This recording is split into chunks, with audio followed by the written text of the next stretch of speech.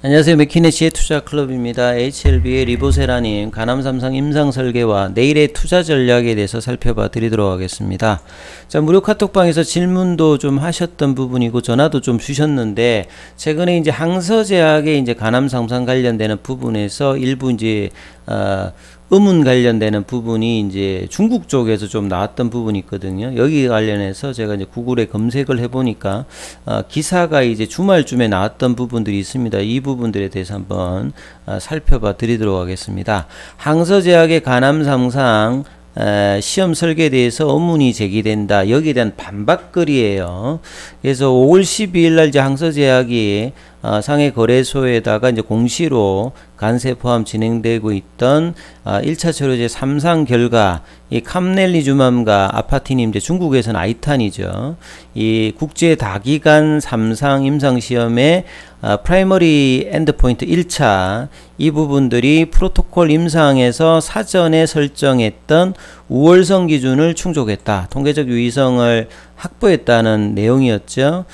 그래서 이제 대조군으로서였던 바이엘의 소라페닙에 관련되는 부분에 비해서 이 무진행 생존기간 PFS와 이 전체 생존기간 OS 이 데이터가 유의하게 이제 소라페닌보다 더 우월하게 나왔다는 소리입니다. 그래서 향후에 중국뿐만 아니라 FDA에도 이 신청서를 제출할 것이다. 여기까지가 이제 공시 내용이죠. 항서제약 같은 경우는 작년 고점 대비해서 주가가 거의 지금 80% 빠져 있는 상태에서 향후에 이제 중국뿐만 아니라 국제화를 위해서 사실 HLB의 도움이 상당히 필요하고 캄넬리주망의 병용의 거의 절반이 HLB가 이제 권리를 가지고 있는 이 아파티님이란 말이에요. 리보세라님이죠. 그래서 상당히 파트너도 중요하고 항서제약 같은 경우에도 아시아권 뿐만 아니라 미국 시장의 어떤 진출이 상당히 좀 필요한 어떤 상황이다. 근데 여기 이제 임상연구 설계 관련해서 여러가지 질문이라든지 FDA 승인을 받을 수 있을지 우려가 있다. 뭐 이런 내용에 대해서 이 반박글이 이제 올라왔던 내용입니다. 그래서 가남 1차 신청에 대해서 거부할 수도 있지 않냐. 왜냐하면 올해 이제 중국 쪽에서 FDA 신청했던 2개 관련되는 부분이 지금 거절이 당한 상태이니까 이런 어떤 배경에서 이제 이런 글들도 올라왔다. 첫 번째 이제 질문이 뭐냐면 대조군으로 소라페닙을 선택하는 것이 합리적인가? 이 간암 관련되는 부분에 1차 이제 표준으로 등재되어 있는 거는 2007년도에 이제 FDA 승인 받았던 소라페닙이죠. 바이엘에 그리고 이제 2018년도에 이제 일본의 에자이가 이제 개발했던 렌바티닙 이 부분들이 이제 또 있어요. 여기 이제 렌바티닙 관련되는 부분이 이제 올라와 있는데 그래서 상대적으로 이제 항서제약이 약한 대조군을 선택해 가지고 지금 이제 한 것이 아니냐 요 부분의 어떤 내용인데, 그래서 반박글로 올라왔던 게 어떤 거냐면 사실 이제 소라페닙하고 이제 렌바티닙 관련되는 부분, 그러니까 렌바티닙이 이제 임상을 에자이에서 이제 진행을 하면서 이 승인 받았을 때 이제 그 소라페닙보다 이제 뭐 PFS라든지 OR 측면에서 좀 좋았습니다. 근데 이 그 렌바티닙이 소라페닙보다도 입증되기 위해서 설계되었지만 결과가 비열등했지만 완벽하게 뭐 우월했다 이런 어떤 내용들은 아니거든요. 그래서 1차 종료점 OS가 이 우월성을 이제 입증하지 못했다라고 하면 FDA가 이제 대조군 선정에서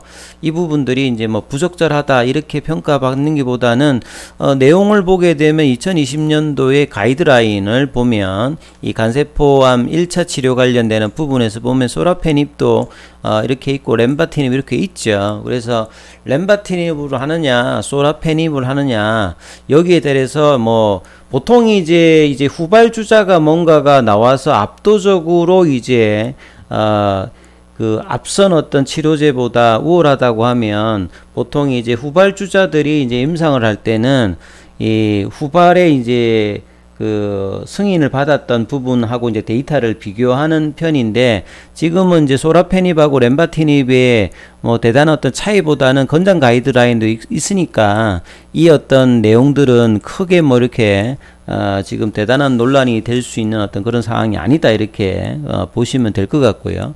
그 다음에 두 번째, 이제 이중맹검 대조 실험이 아니고 이 오픈라벨 관련되는 부분으로 이제 진행이 되었단 말이죠.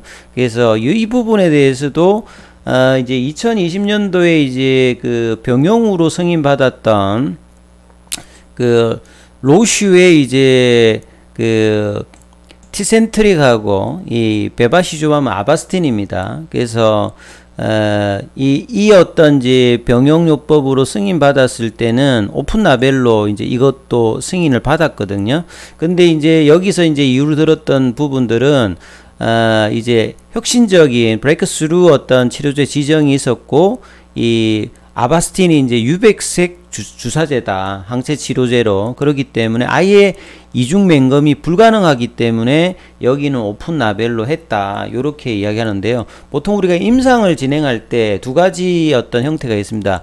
이중맹검 더블 블라인드 방식이 있고 오픈 이제 라벨 방식이 있는데, 쉽게 말해서 이제 이중맹검은 시험자나 그 다음에 이제 임상 대상자가 끝날 때까지 어떤 약이 이제 그 시험약이고 대조군인지를 모르는 상태에서 진행하는 거죠. 이중맹검이라고 하는 것은.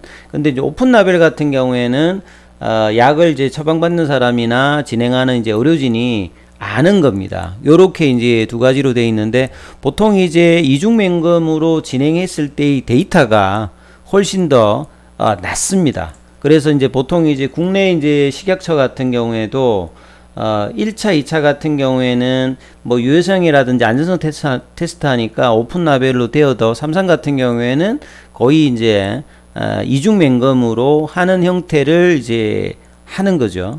그래서 이 블라인드, 그러니까 이중맹검이 오픈 라벨보다 확실히 데이터라든지 이런 게 좋고, 그리고 이제 중간에 이제 오픈 라벨 같은 경우에는 그 시행하는 이제 그 진행자가 이 부분 어떤 데이터를 알 수 있는 이런 형태들도 있기 때문에 다소 좀 평가를 낮게 받는데요.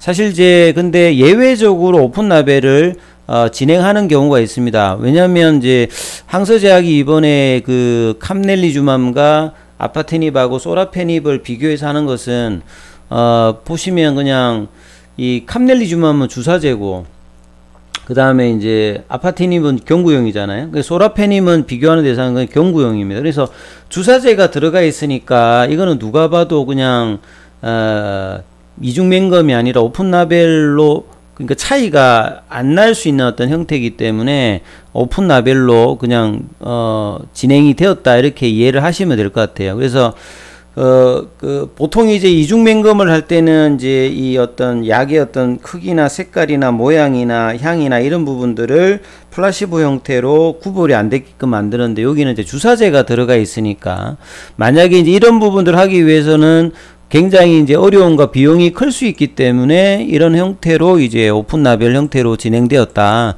그래서 어떤 이제 임상의 설계 자체가 오픈라벨 형태로 갈 수 있는 어떤 형태로 되어 있기 때문에 이 부분은 그렇게 이해를 하시면 될 것 같고요. 그리고 이제 세 번째 형태로 이제 이 부분들에 대해서도 이제 현재 논란이 되고 있는 게, 이 캄넬리주맘과 아파티닙, 그 다음에 이제 뭐 소라페닙 이렇게 이제 되어 있는 부분에서 이 부분에 어떤 논란이 일은 거죠. 왜냐하면 캄넬리주맘하고 아파티닙은 중국에서는 이제 허가를 받아 있는 이제 단일 약물들인데, FDA에서는 캄넬리주맘도 허가가 안 돼 있고 아파티닙도 좀 허가가 안 돼 있는데, 이걸 두 개를 이제 병용으로 했다는 거죠. 그래서 단일 어떤 물질에 대해서 허가가 없는 것들이 이제 두 개가 결합해서 이 병용을 하고 있으니까 이게 좀 어렵지 않을까, 이렇게 이야기를 하고 있는데요. 이 결과적인 어떤 데이터가 좋다라고 하면 이런 부분에 대해서 이제 임상의 어떤 설계 자체가 그렇게 돼 있으니까 이런 부분들도 결국은 이제 9월 달에 나오게 되는 이제 에스모 학회에서 이제 풀 데이터가 나오지 않습니까? 1차에 이제 OS하고 그 다음에 이제 PFS 관련되는 부분 말고 기타 뭐 DCR이라든지 나머지 데이터에서도 효과적인 부분이 나온다라고 하면 그 데이터를 가지고 이제 최종적으로 FDA에서도 평가를 할 것이다. 그리고 이제 중국 쪽에서 이제 허가 관련되는 부분과 초기에 이제 사실은 FDA에서 삼상을 허가를 해줄 때도 중국에서 이제 1차, 2차 진행됐던 부분을 충분히 인정해주면서 이제 삼상을 바로 허가해주면서 FDA가 보통 이제 다국적 다기관에서 하는 것을 삼상, 왜냐하면 암이 이제 인종에 따라서 이제 효과가 다르기 때문에 그걸 이제 충분히 반영해서 삼상을 이제 진행했기 때문에 여기서 제기하는 어떤 논란들은 임상의 어떤 프로토콜상 특별히 지금 이제 문제가 없는 상황이다. 오픈 라벨이라든지 앞서 이제 대조군 설정이라든지 병용에서의 어떤 부분들, 결국 이제 데이터가 결국 이제 풀 데이터까지 좋다라고 하면 이런 어떤 기대감들은 이제 주가에 이제 반영될 수 있는 부분이다, 이렇게 생각이 되어지는 부분입니다. 그래서 이렇게 판단하시면 될 것 같고요. 그 다음에 이제 결국 이제 이번 주에 이제 공개가 되는 2022년 아스코 그 초록 관련되는 부분에서 이 내용들은 이제 회원사가 아니니까 저는 못 보는데요. 그래서 이제 강현서 이분이죠. 그래서 이분이 뭐 연세대학교 졸업을 하셔가지고 이 펠로십 같은 경우에는 미국 쪽에서 아틀란타에서 하시고 이 캘리포니아 대학교에서 지금 이제 이분 같은 경우에는 이 두경부암 쪽에 이제 전문가로 많이 지금 활동을 하고 계시죠. 그래서 이미 2012년도에서는 뭐 아스코나 AACR 같은 경우에서도 수상도 뭐 했던 어떤 경험이 있는 분이니까 상당히 뭐 권위가 있는 이번 어떤 이제 논문 발표에서도 상당히 좀 기대가 되고 있으니까 이러한 부분들이 이제 어떻게 되는지 좀 살펴보셔야 되겠죠. 이제 차트를 통해서 한번 살펴보면요, 오늘 시간 외에도 흐름이 HLB 관련주들이 좀 빠졌어요. HLB가 1.56 정도 빠져서 47,350원. 현물로 보시게 되면 외국인들 매수, 기관들 매도, 개인들도 좀 매도를 했습니다. 공매도 관련되는 부분은 5.99로 좀 늘어갔고요. 그리고 이제 이 공매도 어떤 잔고를 보시게 되면 이제 지난주에 이제 540만 주까지 좀 줄다가 다시 이제 19일 560만 주로 좀 늘었죠. 그러니까 공매도가 이제 주가가 올라오니까 공매도 이제 숏스퀴즈가 일부분 나타나다가 이제 지금 보면 대차 잔고도 보면 상한보다는 다시 또 이제 체결 수량이 좀 늘어나 있는 모습들을 보니까 공매도의 어떤 부분들도 계속 이제 치열하게 지금 부딪히고 있는 어떤 수급상의 어떤 모습들을 보여주고 있습니다. 그래서 중심 라인들 이번 주에 이제 기억해야 될 부분들은 계속 말씀드립니다만, 이 가격으로 보시게 되면 이 수요일까지 5만원대의 어떤 흐름들이 어떻게 나오느냐, 이 부분이 중요할 거고요. 그 다음에 어떤 밑라인의 어떤 지지 라인은 가격권을 보면 이 47,000원에서 45,000원대입니다. 그래서 이 라인대가 이제 지켜져야 이제 한 2주 가까이 올라왔던 부분의 어떤 추세가 지켜지면서 추가 어떤 이제 모멘텀에 따라서 방향이 위로 갈 수 있는 어떤 라인이니까 이 부분이 이제 이번 주에는 굉장히 중요 포인트겠죠. 그래서 모멘텀으로는 이제 아스코의 그 초록 관련되는 부분과 그 다음에 이제 기타 또 기사가 나오면 거기에 좀 연동할 수 있을 것이다. 근데 이제 전반적으로 이제 생명과학이라든지 제약이라든지 테라피틱스, 글로벌, 노토스까지 시간에는 좀 이제 약세 흐름이었는데요. 그래서 내일 화요일, 수요일 여기까지 어떤 단기 흐름이 이번 주의 어떤 전체적인 흐름을 결정할 것이다. 이렇게 보시면 될 것 같습니다. 그리고 이제 많은 뭐 이제 문의가 오시는데요. 질문 기타 이제 궁금하신 게 있으시면 무료 카톡방이 진행되고 있으니까 여기 참여 코드 안내를 통해서 입장하실 수 있으니까 이 부분 참조하시면 될 것 같습니다. 일단 여기까지 하겠습니다.